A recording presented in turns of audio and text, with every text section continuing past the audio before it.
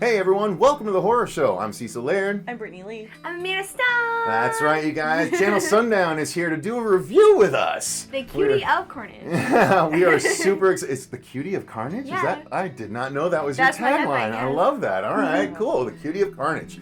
So, guys, we are here to talk about a movie that has been released very recently on Netflix. Now, this movie was actually advertised, I believe we even did a trailer reaction, if I'm not mistaken, about 2 years ago. Yeah, 2015. Yes, I remember that. And we were, I know I was really excited about this film, and then lo and behold, I never got to see it, and I did not know why. And then this director that I ended up loving, which I did not know was connected to the project, Mike Flanagan. Yes. I loved Absentia. We actually did an Absentia review on the channel. Hush was amazing. I thought Oculus was really good too. It could have been better, I thought. It was a little predictable, but I thought it was still a very valiant effort. But a lot of films are predictable nowadays. True. Yeah. You have And to it's go the on that execution. tonight. Yeah, exactly, it's the execution. So Mike Flanagan, again, Hush was amazing. Yes. And then most recently last year, he did Gerald's Game. Yes. Which was the Stephen King adaptation direct to Netflix that was very well received and very well done, starring Carla Gugino.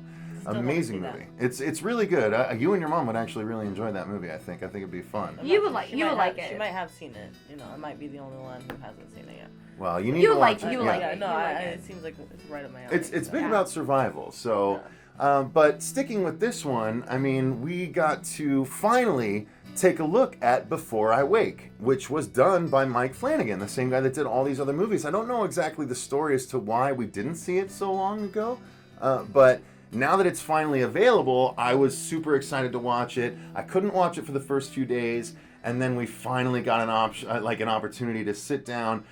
Brittany had seen it already via other means. We're not gonna say how, but she did watch the movie about a year ago. Well, and that's the thing about the film itself is because the film came out, the little boy that was in the film was actually in the room, who Brie Larson.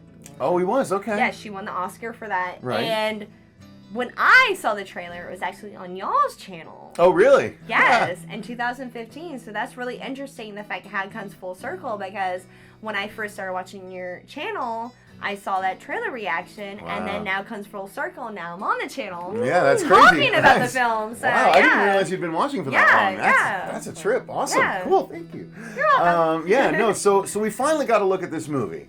And we're going to do this review like we normally do them all, which is we're going to talk about our overall thoughts, we'll talk about the story, we'll talk about the acting, we'll talk about the effects, the music, everything in turn, definitely the directing. But what I'm going to say about this film is I was worried because it had been withheld for so long. I was worried that there was something wrong with it. However, I was extraordinarily pleased to find out that it not only was a worthwhile entry in today's modern horror, but it actually ended up being more layered than a lot of horror movies that have come out in recent memory. And so much so that I'm going to drop this, and if you guys know what this comic is, then you'll know the crux of this movie, and it's a bit of a spoiler, but it's a very independent comic. But if you haven't read it and you liked Before I Wake, go read I Kill Giants. It is an Image book, 7 issues. Yes, I never thought about that. Really? That is amazing. That is a really good parallel, right? Yes, they're very close. Wow. Yeah, okay, I never thought about that. Yeah, I loved that book, and I loved this movie. And the funny thing is, while there are points at which I could see people being like, effects, blah, 2CG, blah. Yeah, well, I thought it's actually excusable via the story because it's all what the kid sees. Exactly. It's so brilliantly layered. Yes. Well, we'll get to it. We're not going to spoil anything until we'll spoil it maybe at the very end. No, I'm not going to spoil anything, but in order to describe the film, in order to compare it to another film, it'll be spoiling it. Right. Because you know what film I'm talking about, comparing it to... yeah, I believe so. Yes. Mm-hmm. And comparing it to that, it's a spoiler. So I'm not going to, but it has a lot of parallels, which that's what I loved about it, because... Anyways, you go ahead. Yeah, no, that's as much as I wanted to say, is that my overall thoughts were I really loved it. I thought it was excellent, and while some of the effects were a little iffy to me at times... By the end, the story excused it. Well, that's what was so cool about it. But the thing about it is, my overall view is, I thought I was gonna hate this film. I thought I was Okay. gonna hate it because Why? because I saw it, the trailer on your channel, like I said before, and you know January is very infamous. Yeah. January is very infamous, and I saw the CG, and I was like, I don't know how I feel about this, but I will get into when I talk about CG how I define it and how I justify the bad CG, and I'll justify that in a minute.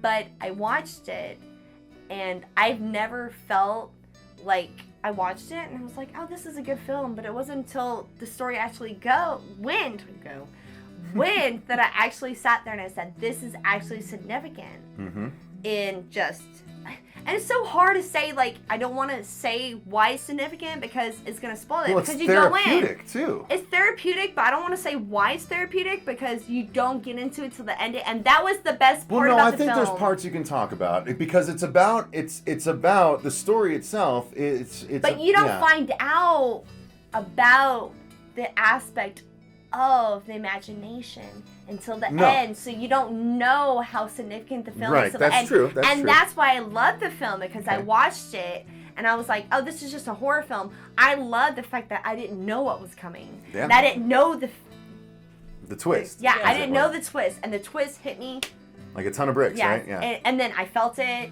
and I'll go back to, you probably know what I'm talking about, Liam Neeson. Yeah. Yes. And that's when it hit me hard and everything. So anyways, without spoiling it, it's a very good film. And I thought I was going to hate it. I really did, because I had to hurt myself to watch it. I really did.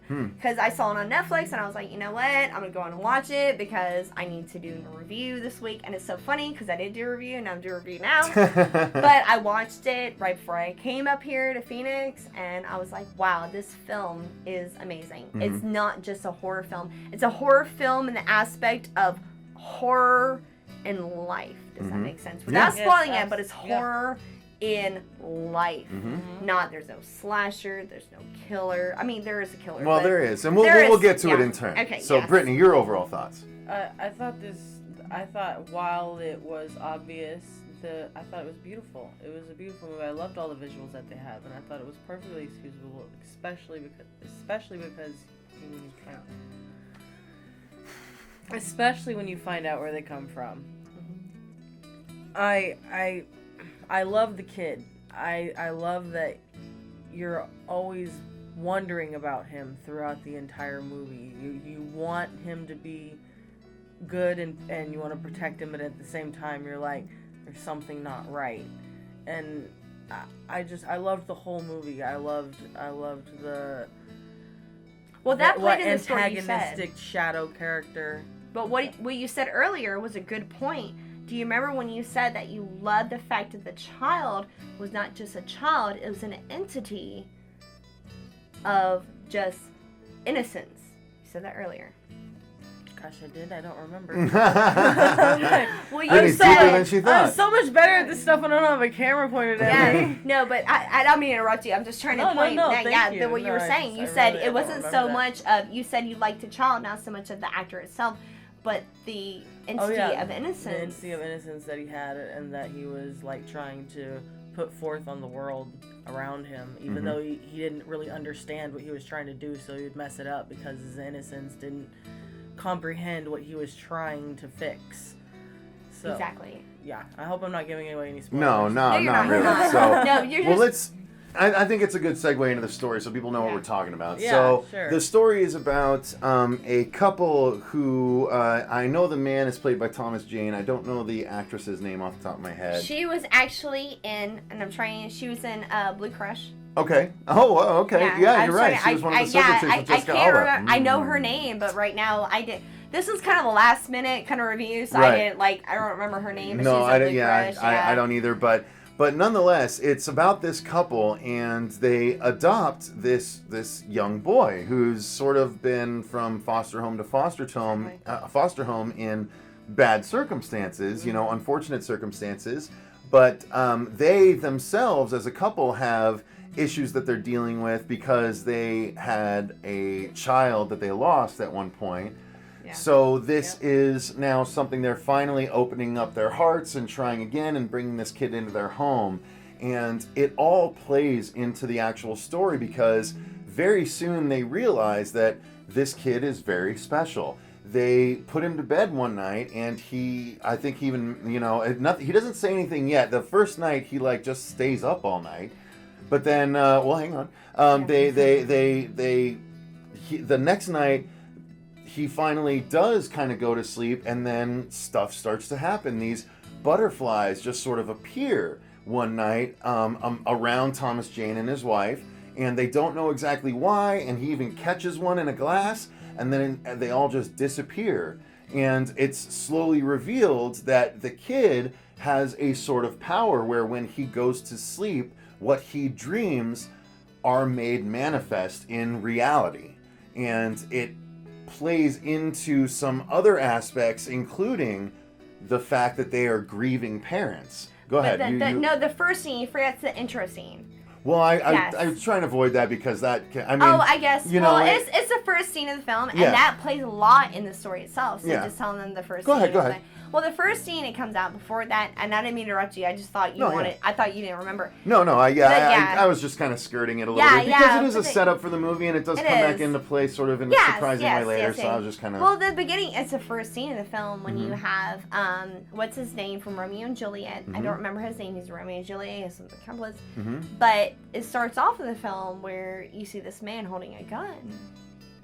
And the child's in bed, and he goes, "I love you, but I have to do this." And that's a segue into what you were just saying with the butterflies and stuff. And that's the only thing I was trying to say to set it up. No, because it does have an excellent setup. Like, that's the thing. The movie is engaging throughout.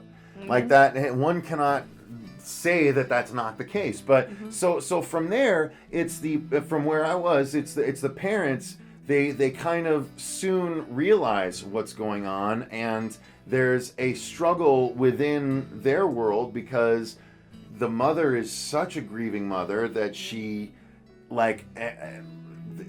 their dead son sort of comes into play when he's dreaming because he sees a photo of him on the wall, and so he dreams of the son.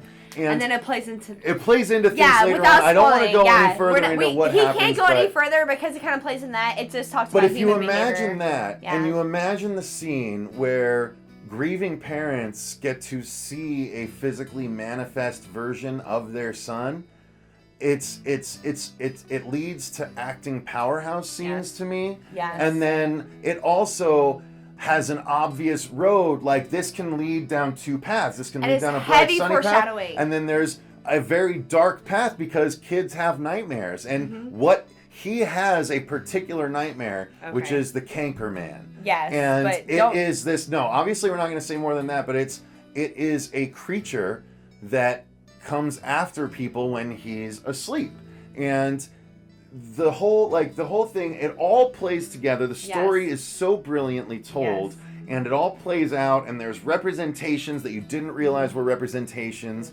and it just comes through in such a beautiful way. So that is the long and short of the story, which I mean, all I can say about the story is I loved it. No, and that's the thing about it. I don't mean to cut you off, but the thing about the film, it's so fantastic. You can't talk about the film without spoiling it.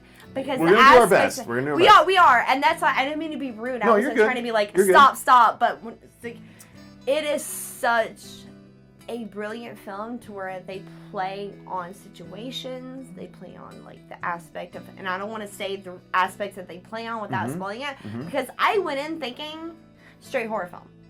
I was like, straight horror film, just there's a killer that he has nightmares about, and they're going around killing people. Like, I had a different aspect of it. But the film is very deep on its just topic, just matter. And with me being, and I don't want to be emotional or anything, but me being a mother, it kind of hit me harder than most did. I imagine how that could be the case. Because I'm not going to spoil it, but my worst fear is basically captured in this film. And seeing that, that was recapturing and just being a mother and having being not able to comfort and all that. That is my worst fear. So that film hit me harder than most films do. And it was brilliant the way they took it. They took it tastefully. It was just, anyways. Yeah. So what did you think about the story then? The story was so well done. You have you have sad aspects on so many sides that you don't realize until it's Sorry, I'm being really quiet. No, but what you said earlier. Remember what you said earlier when we talked about the innocent aspect. Yeah. Now remember that. Now think about this. He's innocent, but how far did his innocence take him to where he couldn't go further? He couldn't control anything. So think about that. He was innocent, but how far did his dreams go? His dreams were really messed up. It's terrifying what fear can do to a mind.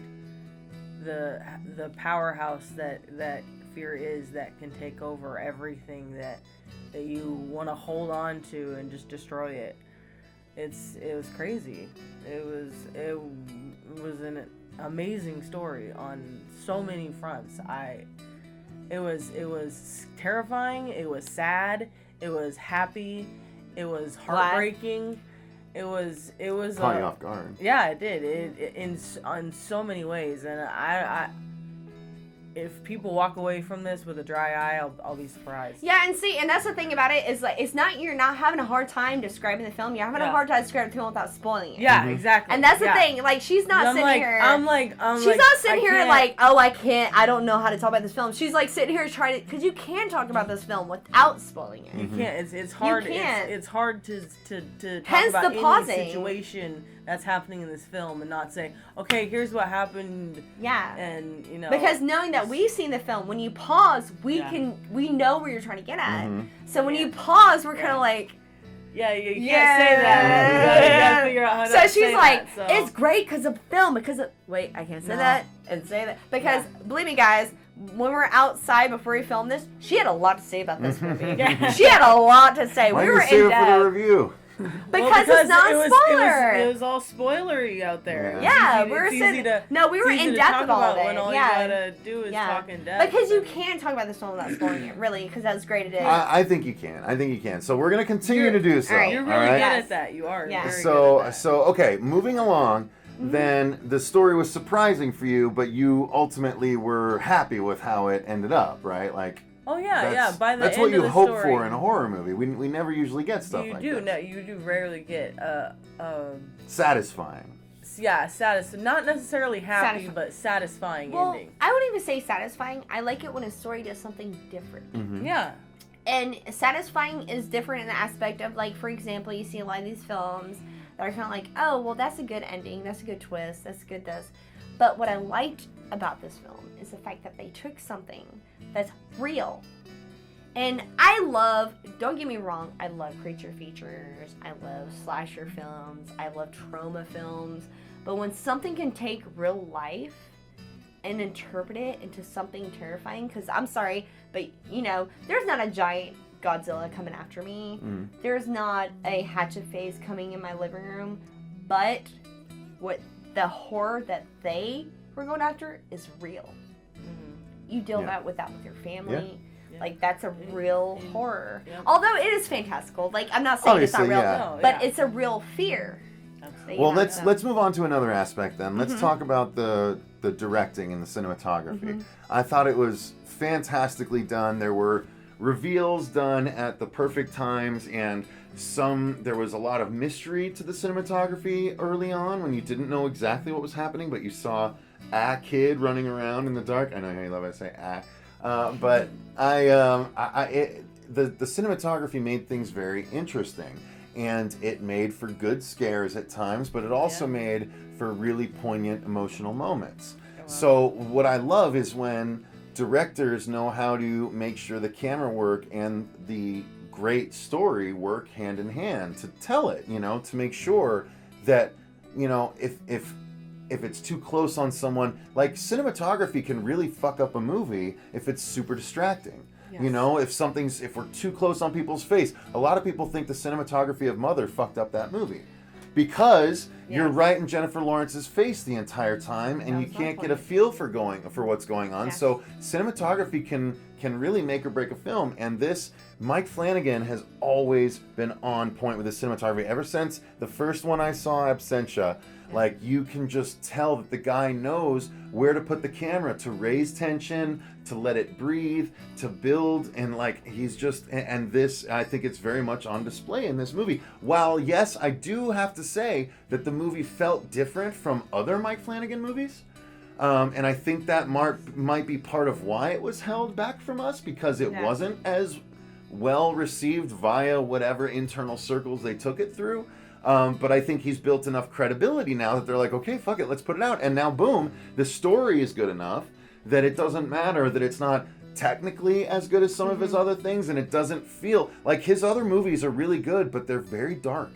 And this has sort of more of a happy feel to it, a lightness to it that he doesn't normally do. But I wasn't mad at him for it. Yes. I have a lot to say about cinematography. What I loved about it, and it's so funny you said mother, because I was using that as an example. I'm sorry, honey, I didn't mean to cut you off. But I was using that for example because cinematography, like, what I love about cinematography is actually, I love it when you watch a film and you think it's so elaborate the way it is, and then you watch it again, you're like, wow, so simple. It's so simple and so on direct. Like, for example, Mother, it was very, like, and it's so funny that you said that because that was going to be my example. Like, it's in your face, it's very, like, abrupt. But, like, I watched Before I Wake twice. And the first time you watch it, you're thinking that it's so elaborate. You're thinking, but it's honestly set back pieces. It's a lot of set back pieces. And the main parts that is up close is when it's the feeling, like when she, not spoil it, but she watches something. She's replaying it for somebody. That's spoiling. She replays something and they do a close up of her face. And you have to do that because you see that, you know, but a lot of it was wide shots. Wide shots. Like the first jump scare, I'm not going to spoil anything, but the first jump scare was butterflies. And she walks and you remember. Yeah, and like wide shots. And that's what I think about cinematography when you sit there and you try so hard to be like in depth. Like, I love Darren Aronofsky. I'm not going to lie. Like, I'm not going to sit here and be like, oh, I hate a Mother. I appreciate a Mother. I like it a lot more in retrospect. Yeah, but I appreciate a filmmaker more when they can sit there and just be like, this is what it is. Look at the situation versus what I can do with the camera. And that's what I loved about this film. I loved about it because there was no music, there was no jump scares. It set it out. There was a couple jump scares. There were jump scares, Not but many, it wasn't. But it wasn't. Were a couple. But that one scene wasn't a jump scare though. No, when the kid leaned back, and it's actually the thumbnail they use. Well, you had to for have the jump Netflix scare. thing. No, but they didn't lean on it. That's the thing. Yeah, exactly. But So- no, the first jump scare wasn't really a jump scare. They had no music. Remember when they panned away? No, I know. Yeah. I know that part. But Yeah. so Britt, did the cinematography do anything in specific for you, or were you just kind of enjoying the ride? The biggest thing that I noticed that they did was the visual effects of the lighting that they would use during moments of great happiness and terrifying moments of shadows. The color saturation versus the bleakness You're talking about the of despair. Christmas. Yeah. That's a good point. I didn't think about that. Not That's only a good that, not point. even just the Christmas, but the butterflies themselves. Yeah, the butterflies themselves, Because the They had beauty, this it's like stark- the beauty of the dreams I didn't versus think about the that. darkness of the Yeah. moths. They had this stark contrast with each other, I didn't with the think about light that. of the room and the crispness of the way things felt, and the happy tone of just like they felt there was a warmth to these scenes. And then when the antagonist showed up, there was just this dark edge. Lack of and- saturation. Yeah, there was lack And of that's so the color was crazy. drawn out. Literally, the color is drawn out of the butterflies at one point. Yeah. And because they become the moths that are the precursor to the bad guy, which the Canker Man. Yes. Which we got to talk about when we talk about the effects I have to next. say, I have to give Brittini props because you know why? I was thinking about cinematography and I was thinking about how beautiful it was.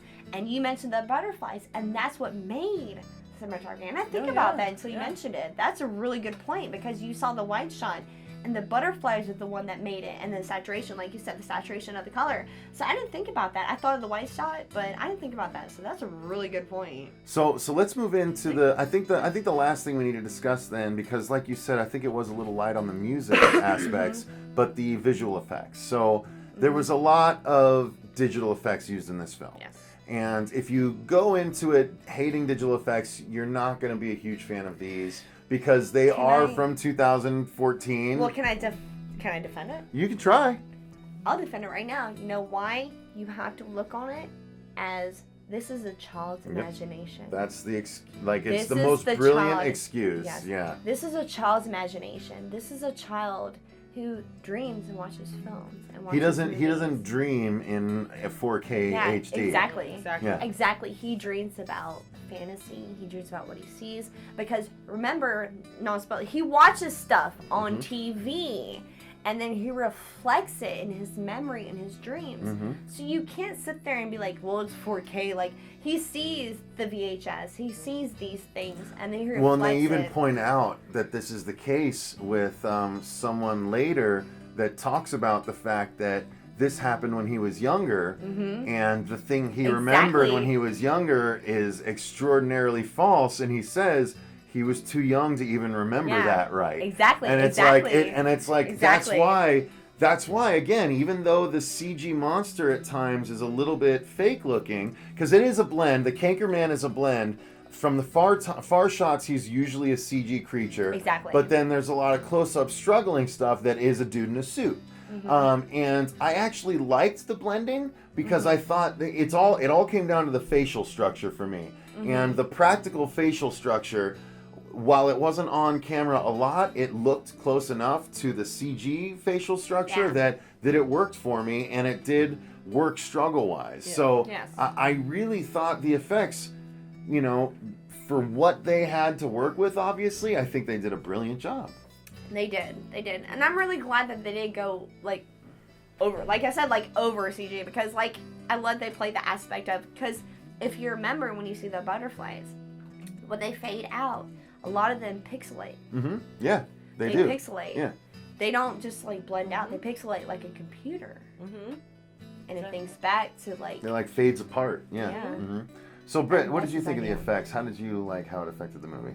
It just totally played into the aspect of this is the child's imagination, and I love how they played that up so much in every aspect of the butterflies and the Christmas, and when they went back with the other stories and they were trying to force him to do something that he just had no ability to do. Mm-hmm. It was great. I hate having to do this because I don't like overpraising movies that I'm trying to tell people to go watch. No, you like overpraising films, but you just don't. You don't like overpraising films you can't spoil. That's true. Because you're what I'm sitting there, saying is because you keep stopping. You're like, I want to don't- talk about all the aspects of this movie, but I can't. No, but I don't like over praising them to Overhyping it. to people who haven't seen them yet. People who Because then they'll have seen these them, high expectations. Yeah, people who haven't Okay, seen them, they have high then we'll go expectations. ahead. And Yeah. exactly, it's like that. But people who have seen it, then you can get excited and you can go into the detail and be all Well, happy then about all we'll these go things that ahead and happen. just give a disclaimer, guys. If you're looking for a slasher graphic horror film, this is not your film. No. No, it's true. But It's not it's film. it's still Great there's film. still great stuff, good creature stuff. It's a very Yeah, but I'm just saying, multi-layered if you're film. looking for a pitchfork, I don't think they were. I don't No, think they it's were. okay. I don't think that was they a, were that was based just on that the was thing. just Yeah, joking. no. But yeah, I'm just saying, if you're looking for a horror film, this is it's scary and it has a lot. There's a lot of really traumatic, I'd say it's a the classroom, It's a trauma horror film. It's not a trauma scary horror horror film. Not trauma. It's She not said trauma. trauma. Oh, I thought you said trauma. I'm No. sorry. No, trauma. It's a trauma. Yes. It's like a mental trauma horror film. Yes. That's what it is. Yeah. Yes. That's Yes. what it is.